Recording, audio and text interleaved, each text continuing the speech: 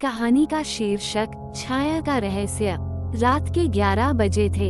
सन्नाटा इतना गहरा था कि पत्तों की सरसराहट भी कानों में चीख की तरह लग रही थी। गांव कालीसर के लोग एक अजीब डर में जी रहे थे। पिछले 3 दिनों से हर रात एक घर से किसी के गायब होने की खबर आ रही थी। रवि, एक पत्रकार जो रहस्यमयी घटनाओं की तह तक जाना पसंद करता था, इस केस को कवर करने गांव आया। पहली ही रात वह ठहरा बंसीलाल के घर में, वहीं जहां से पिछली रात एक लड़की गायब हुई थी। रवि ने बंसीलाल से पूछा, क्या कुछ अजीब देखा था उस रात?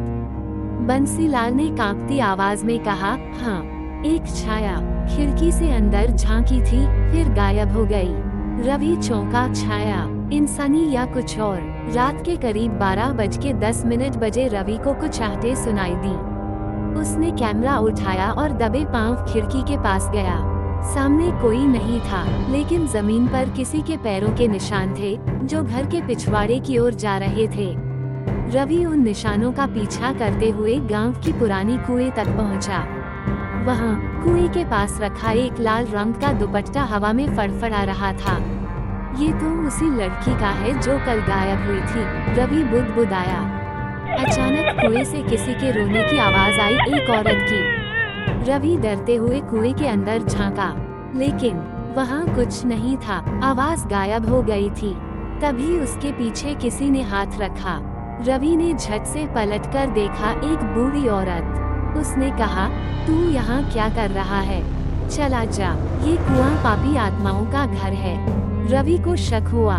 उसने औरत की आंखों में देखा, उनमें कुछ गलत था।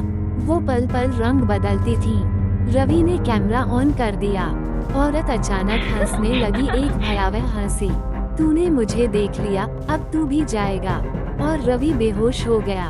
सुबह रवि एक अंधेरे कमरे में जागा। चारों ओर काले पर्दे, एक पुरानी घड़ी की टिक टिक और एक चित्र जिसमें रवि की तस्वीर लगी थी और उस पर लाल धागे लिपटे थे। क्या कोई तांत्रिक अनुष्ठान हो रहा था? रवि ने दीवार पर एक दराज देखी। खोला तो उसमें एक पुरानी डायरी मिली। उसमें लिखा था, मैं रत्ना, इस गांव की पहली गायब लड़की, मैं अब इस छाया का हिस्सा बन चुकी हूँ। रवि समझ गया, ये कोई सामान्य गायब होना नहीं था, ये एक श्राप था। कोई आत्मा हर नए इंसान को अपने जाल में फंसा रही थी। लेकिन क्यों? डायरी के आखिरी पन्ने पर लिखा था, जिस दिन कोई मेरी सच्चाई पूरी पढ़ेगा, वो मुझे मुक्ति देगा। रवि ने पूरी डायरी पढ़ी। एक जोरदार बिजली कड़की और सामने वो छाया प्रकट हुई। उसने कहा, तूने मुझे पहचान लिया, अब मुझे छोड़ दे। रवि बोला, मैं वादा करता हूँ, तुम्हारी कहानी दुनिया को बताऊंगा। और छाया हवा में विलीन हो गई। रवि ने गांव से बाहर आकर अखबार में पूरी सच्चाई छापी।